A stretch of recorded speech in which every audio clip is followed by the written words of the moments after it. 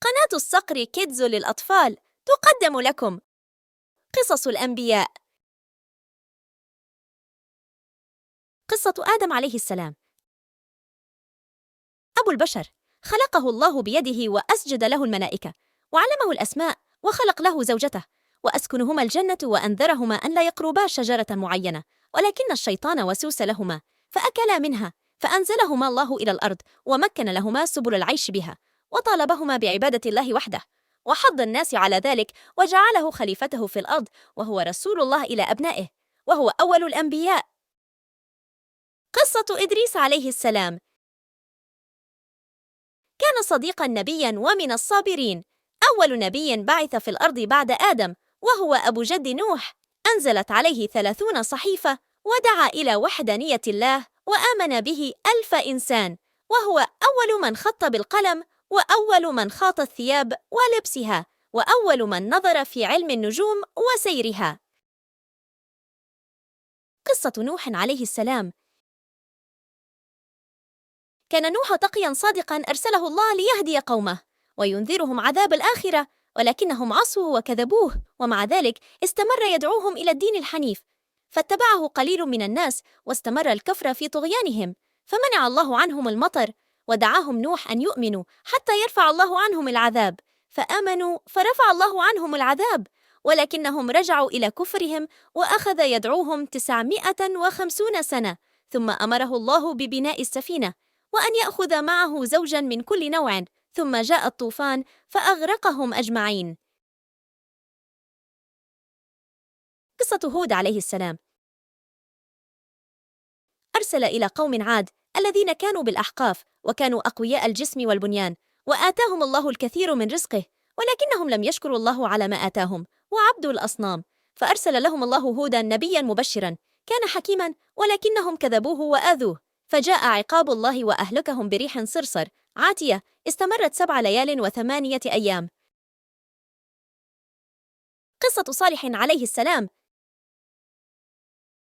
أرسله الله إلى قوم ثمود وكانوا قوما جاحدين، آتاهم الله رزقا كثيرا ولكنهم عصوا ربهم وعبدوا الأصنام وتفاخروا بينهم بقوتهم، فبعث الله إليهم صالحا مبشرا ومنذرا، ولكنهم كذبوه وعصوه وطالبوه بأن يأتي بآية ليصدقوه، فأتاهم بالناقة وأمرهم أن لا يؤذوها، ولكنهم أصروا على كبرهم، فعقروا الناقة وعاقبهم الله بالصاعقة، فصعقوا جزاء لفعلتهم، ونجى الله صالحا والمؤمنين. قصة إبراهيم عليه السلام. هو خليل الله، اصطفاه الله برسالته وفضله على كثير من خلقه. كان إبراهيم يعيش في قوم يعبدون الكواكب، فلم يكن يرضيه ذلك، وأحس بفطرته أن هناك إلها أعظم حتى هداه الله واصطفاه برسالته، وأخذ إبراهيم يدعو قومه لوحدانية الله وعبادته، ولكنهم كذبوه وحاولوا إحراقه فأنجاه الله من بين أيديهم. جعل الله الأنبياء من نسل إبراهيم، فولد له إسماعيل وإسحاق. قام إبراهيم ببناء الكعبة مع إسماعيل. قصة لوط عليه السلام. أرسله الله ليهدي قومه ويدعوهم إلى عبادة الله، وكانوا قوما ظالمين يأتون الفواحش ويعتدون على الغرباء، وكانوا يأتون الرجال شهوة من دون النساء، فلما دعاهم لوط لترك المنكرات أرادوا أن يخرجوه هو وقومه، فلم يؤمن به غير بعض من آل بيته، أما امرأته فلم تؤمن. ولما يئس لوط دعا الله أن ينجيهم ويهلك المفسدين، فجاءت له الملائكة وأخرجوا لوط ومن آمن به وأهلكوا الآخرين بحجارة مسومة. قصة إسماعيل عليه السلام.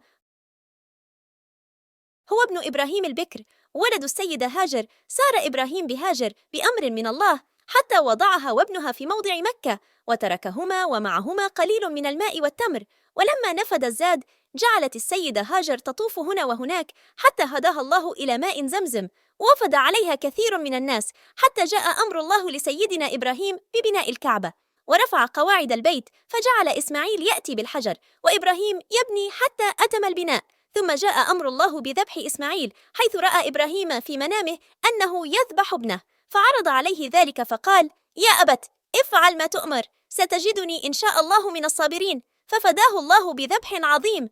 كان إسماعيل فارسا، فهو أول من استأنس الخيل، وكان صبورا حليما. يقال إنه أول من تحدث بالعربية البينة، وكان صادق الوعد، وكان يأمر أهله بالصلاة والزكاة، وكان ينادي بعبادة الله ووحدانيته. قصة إسحاق عليه السلام. هو ولد سيدنا إبراهيم من زوجته سارة، وقد كانت البشارة بمولده من الملائكة لإبراهيم وسارة لما مروا بهم مجتازين ذاهبين إلى مدائن قوم لوط ليدمروها عليهم لكفرهم وفجورهم. ذكره الله في القرآن بأنه غلام عليم جعله الله نبيا يهدي الناس إلى فعل الخيرات، جاء من نسله سيدنا يعقوب. قصة يعقوب عليه السلام. هو ابن إسحاق، يقال له إسرائيل، تعني عبد الله، كان نبيا لقومه، وكان تقيا وبشرت به الملائكة جده إبراهيم وزوجته سارة عليهما السلام، وهو والد يوسف. وكان يعقوب عليه السلام مثالا يحتذى للأب الذي يقوم بتربية أولاده على الفضيلة، فيقوم بأمرهم ويسدي لهم النصح ويحل مشاكلهم. وحزن يعقوب على فراق يوسف حزنا شديدا، وأصابه العمى من شدة الحزن، ثم رد الله إليه بصره وجمع بينه وبين ولده. وبعد فترة من الزمن مرض يعقوب عليه السلام مرض الموت، فجمع أبناءه وأخذ يوصيهم بالتمسك بالإيمان بالله الواحد وبعمل الصالحات. قصة يوسف عليه السلام. هو ولد سيدنا يعقوب، وكان له 11 أخا، وكان أبوه يحبه كثيرا. وفي ذات ليلة رأى 11 كوكبا والشمس والقمر له ساجدين، فقص على والده ما رأى، فقال له ألا يقصها على إخوته، ولكن الشيطان وسوس لإخوته، فاتفقوا على أن يلقوه في غيابات الجب، وادعوا أن الذئب أكله. ثم مر به ناس من البدو فأخذوه وباعوه بثمن بخس، واشتراه عزيز مصر وطلب من زوجته أن ترعاه، ولكنها أخذت تراوده عن نفسه فأبى، فكادت له ودخل السجن. ثم أظهر الله براءته وخرج من السجن، واستعمله الملك على شؤون الغذاء التي أحسن إدارتها في سنوات القحط. ثم اجتمع شمله مع إخوته ووالديه وخروا له سجدا، وتحققت رؤياه. قصة شعيب عليه السلام.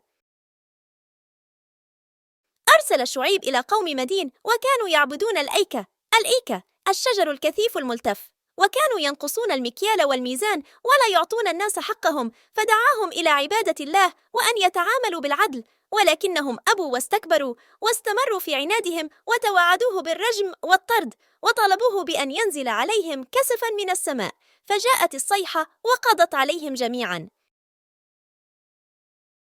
قصة أيوب عليه السلام. هو من سلالة سيدنا إبراهيم، كان من النبيين الموحى إليهم. كان أيوب ذا مال وأولاد كثيرين، ولكن الله ابتلاه في هذا كله فزال عنه، وابتلي في جسده بأنواع البلاء، واستمر مرضه 18 عاما اعتزله فيها الناس إلا امرأته، صبرت وعملت لكي توفر قوت يومهما، حتى عافاه الله من مرضه وأخلفه في كل ما ابتلي فيه. ولذلك يضرب المثل بأيوب في صبره وفي بلائه. روي أن الله يحتج يوم القيامة بأيوب عليه السلام على أهل البلاء. قصة ذو الكفل عليه السلام. هو من الأنبياء الصالحين، ورد ذكره في القرآن الكريم مرتين، فقد مدحه الله عز وجل وأثنى عليه لصبره وصلاحه وصدقه وأمانته وتحمله لكثير من المصاعب والآلام في سبيل تبليغ دعوته إلى قومه. ولم يقص الله عز وجل لنا قصته، ولم يحدد زمن دعوته أو القوم الذين أرسل إليهم، وكان يصلي كل يوم 100 صلاة. قيل إنه تكفل لبني قومه أن يقضي بينهم بالعدل ويكفيهم أمرهم، ففعل فسمي بذي الكفل. قصة موسى عليه السلام. أرسله الله تعالى إلى فرعون وقومه وأيده بمعجزتين، إحداهما هي العصا التي تلقف الثعابين، أما الأخرى فكانت يده التي يدخلها في جيبه فتخرج بيضاء من غير سوء. دعا موسى إلى وحدانية الله، فحاربه فرعون وجمع له السحرة ليكيدوا له، ولكنه هزمهم بإذن الله تعالى. ثم أمره الله أن يخرج من مصر مع من اتبعه، فطارده فرعون بجيش عظيم، ووقت أن ظن أتباعه أنهم مدركون أمره الله أن يضرب البحر بعصاه لتكون نجاته وليكون هلاك فرعون الذي جعله الله عبرة للآخرين. قصة هارون عليه السلام. هو أخو موسى ورفيقه في دعوة فرعون إلى الإيمان بالله، لأنه كان فصيحا ومتحدثا. استخلفه موسى على قومه عندما ذهب للقاء الله فوق جبل الطور. ولكن حدثت فتنة السامري الذي حول بني إسرائيل إلى عبادة عجل من الذهب له خوار، فدعاهم هارون إلى الرجوع لعبادة الله بدلاً من العجل، ولكنهم استكبروا. فلما رجع موسى ووجد ما آل إليه قومه عاتب هارون عتاباً شديداً. قصة داود عليه السلام. آتاه الله العلم والحكمة، وسخر له الجبال والطير يسبحن معه وألآن له الحديد. كان عبداً خالصاً لله شكوراً، يصوم يوماً ويفطر يوماً، يقوم نصف الليل وينام ثلثه ويقوم سدسه. وأنزل الله عليه الزبور، وقد أوتي ملكاً عظيماً، وأمره الله أن يحكم بالعدل. قصة سليمان عليه السلام. آتاه الله العلم والحكمة، وعلمه منطق الطير والحيوانات، وسخر له الرياح والجن. وكان له قصة مع الهدهد، حيث أخبره أن هناك مملكة باليمن يعبد أهلها الشمس من دون الله، فبعث سليمان إلى ملكة سبأ يطلب منها الإيمان، ولكنها أرسلت له الهدايا، فطلب من الجن أن يأتوا بعرشها، فلما جاءت ووجدت عرشها آمنت بالله. قصة إلياس عليه السلام. يقال إن إلياس هو إدريس، وهو نبي بعثه الله تعالى إلى أهل بعلبك غربي دمشق، فدعا قوما بني إسرائيل أن يتركوا عبادة صنم كانوا يسمونه بعلا، فدعاهم إلى عبادة الله ونهاهم عن عبادة ما سواه، فآذوه. وقال ابن عباس: هو عم اليسع. قصة اليسع عليه السلام. نبي من أنبياء الله، من العبد الأخيار، ورد ذكره في التوراة كما ذكر في القرآن مرتين، وأثنى الله عليه. ولم يشر القرآن الكريم إلى قصة اليسع ولا إلى قومه. وروي أنه أرسل إلى بني إسرائيل بعد إلياس عليه السلام، ومكث بينهم فترة يدعوهم إلى الله مستمسكا بمنهاج إلياس وشريعته، حتى توفاه الله تعالى. ويذكر أنه أقام من الموت إنسانا كمعجزة. قصة يونس عليه السلام. أرسله الله إلى قوم نينوى، فدعاهم إلى عبادة الله وحده، ولكنهم أبوا واستكبروا، فتركهم وتوعدهم بالعذاب بعد 3 ليال، فخشوا على أنفسهم فآمنوا، فرفع الله عنهم العذاب. أما يونس فخرج في سفينة، وكانوا على وشك الغرق، فاقترعوا لكي يحددوا من سيلقى من الرجال، فوقع 3 على يونس، فرمى نفسه في البحر، فالتقمه الحوت، وأوحى الله إليه ألا يأكله، فدعا يونس ربه أن يخرجه من الظلمات، فاستجاب الله له، وبعثه إلى 100,000 أو يزيدون. قصة زكريا عليه السلام. عبد صالح تقي أخذ يدعو للدين الحنيف.